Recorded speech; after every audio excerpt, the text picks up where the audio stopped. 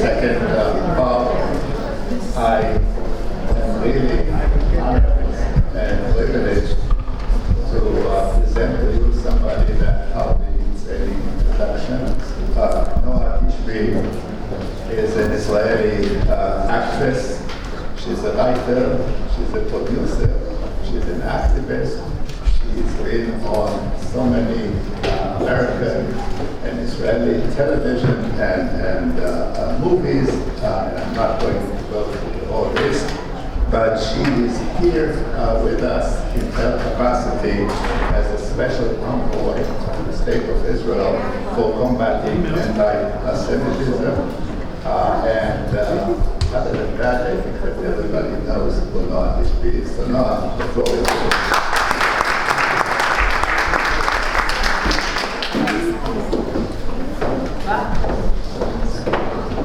Thank you very much. Should I say, everybody come in, please?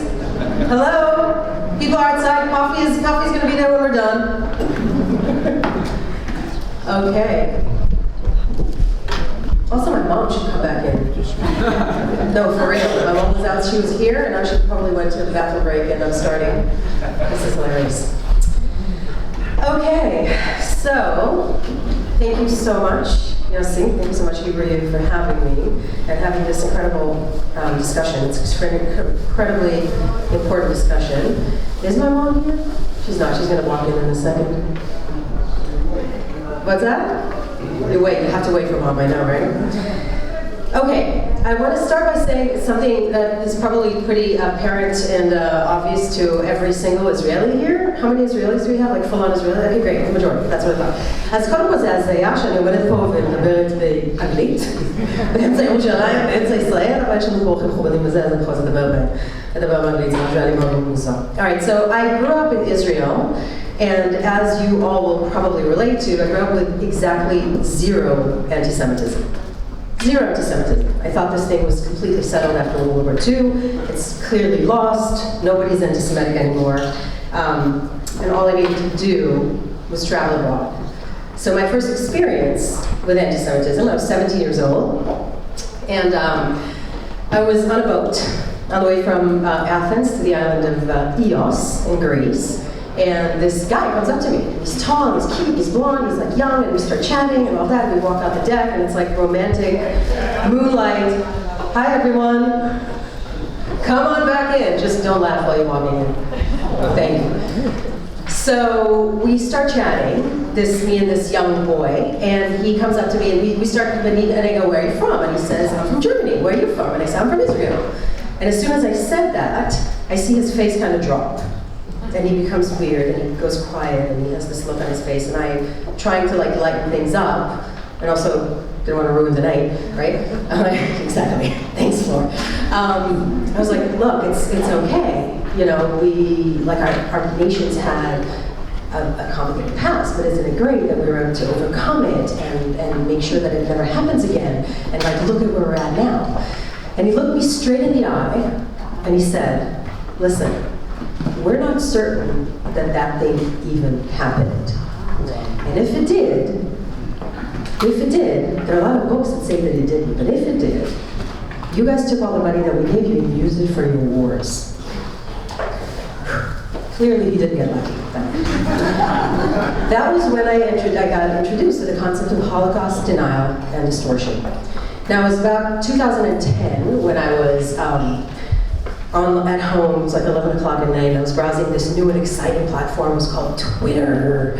And everybody's like, this is amazing. It's the new square of like liberty and freedom and communications, right? And I'm browsing this platform, and suddenly I see that the word Israel is trending in Turkish. And I knew by then enough to realize that this can't be a good thing.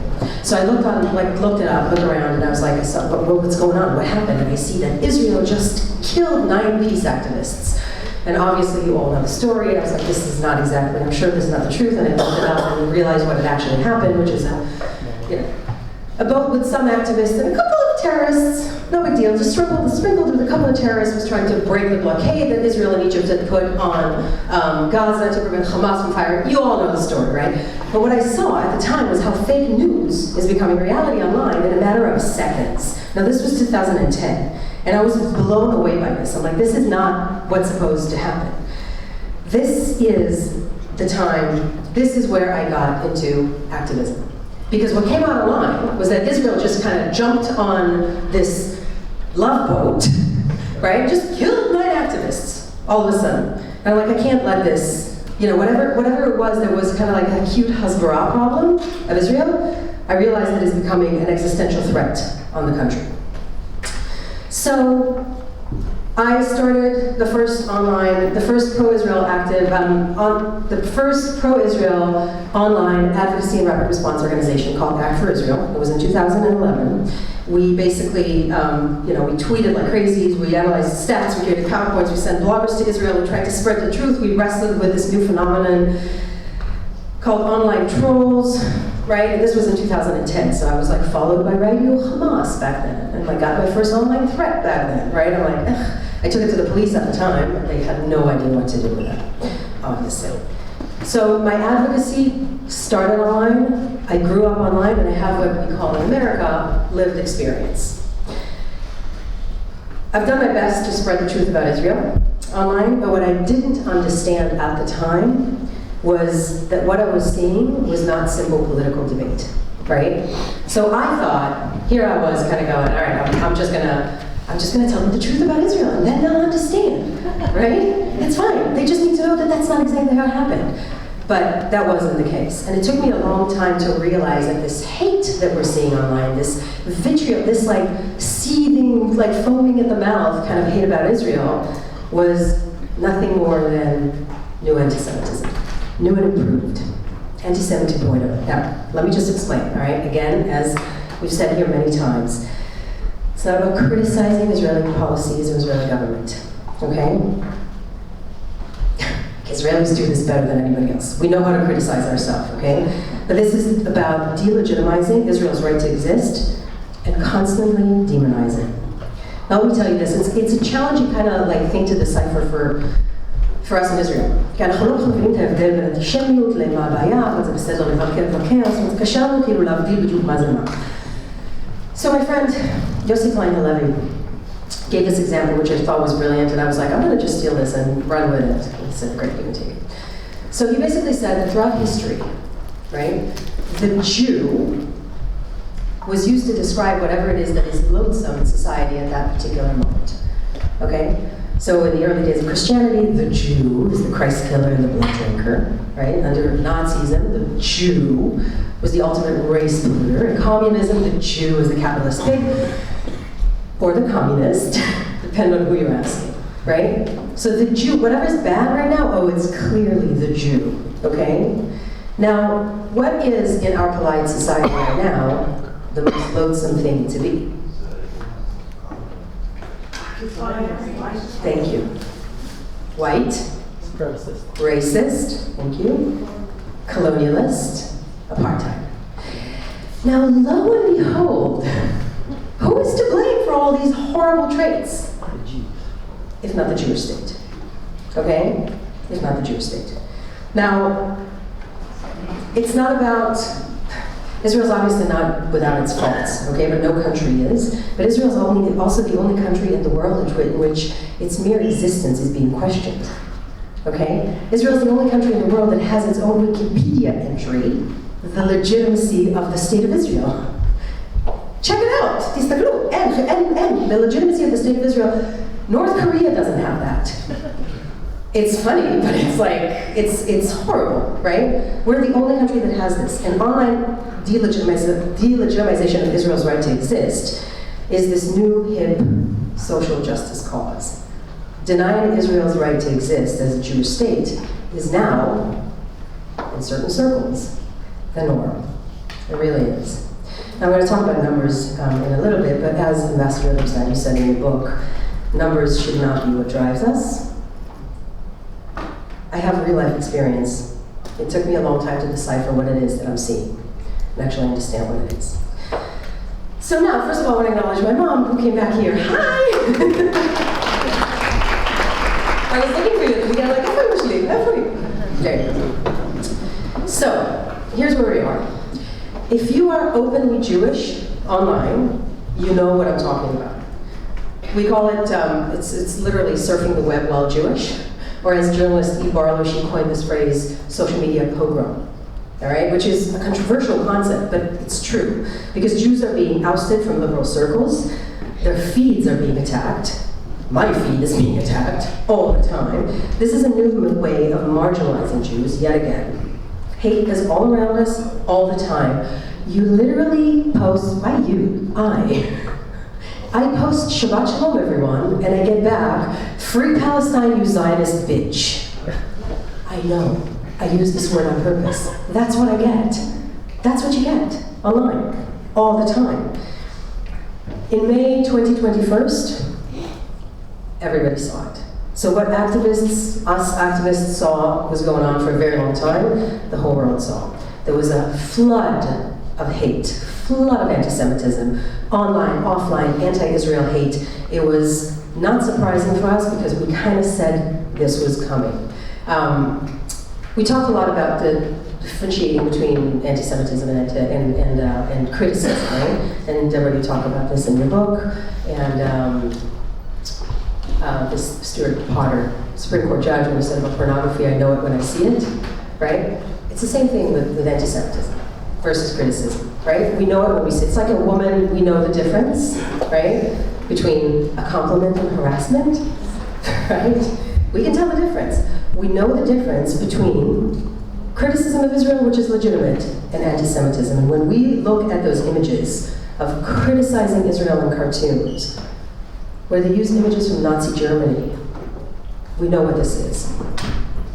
When we hear the chants, from the river to the sea, Palestine will be free, which is effectively calling for ethnic cleansing of Jews from their indigenous land, we know what this is.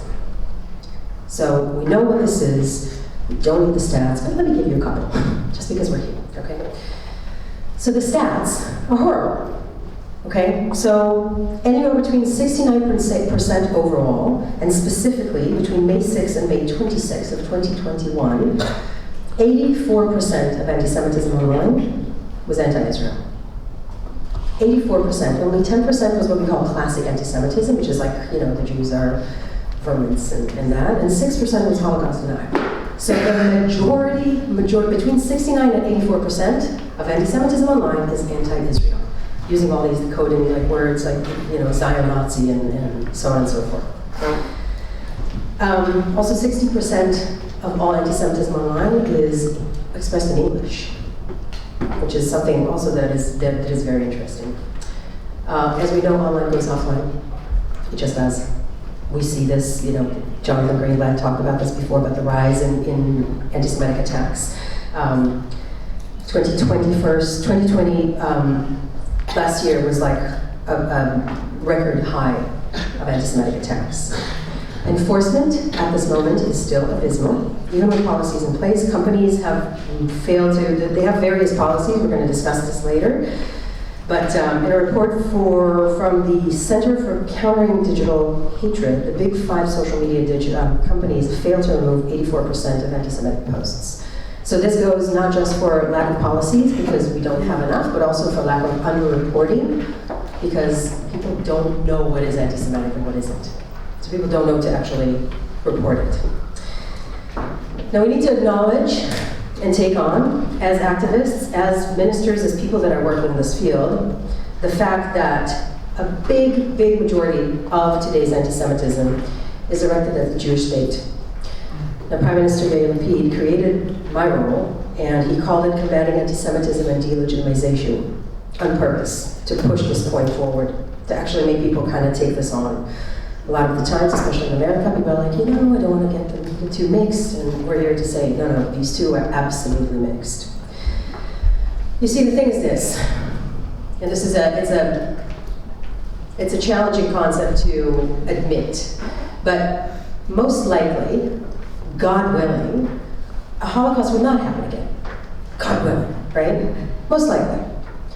But what BDS and other organizations like that want, what they're after, is the dismantlement of Israel as a Jewish state. That's what they want. They're not hiding it, okay? And if this happens, we need to understand, first of all, we all know that it's not going to go down without a fight. That's number one. And number two, this would be the calamity of Jews of our time. So we need to be very aware of this and understand that whatever is just online at the moment, this is the norm, this is what they want, we need to watch out for this. Really watch out for this.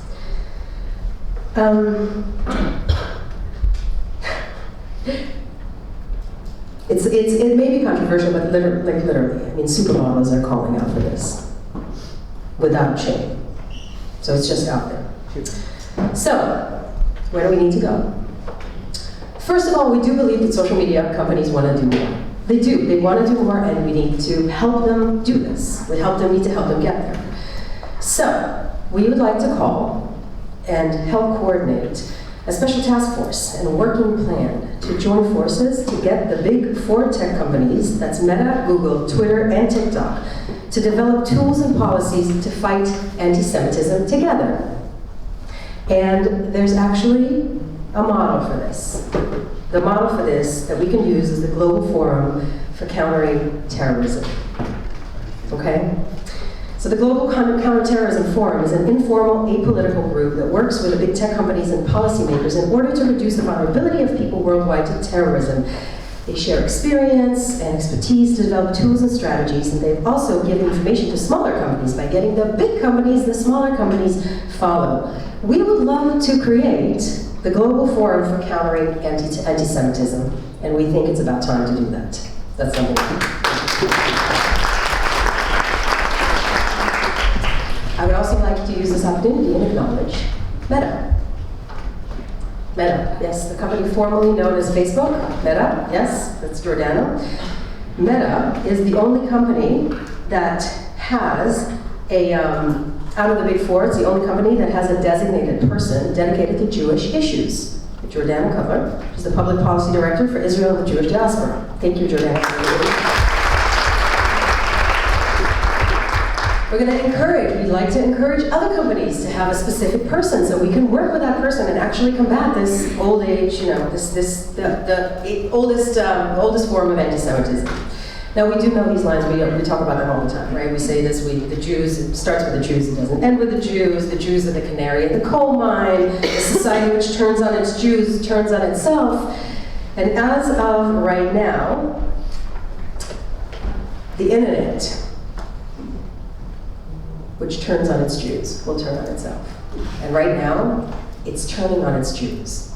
So we're here to warn against it and actually try to fight it. I want to say thank you to Prime Minister Yair Lapid again for creating this role and for connecting these two things, the anti-Semitism and delegitimization of the State of Israel. We've got a lot of work to do. Anti-Semitism is not going anywhere, but I have a feeling that between all of us, we can actually do that.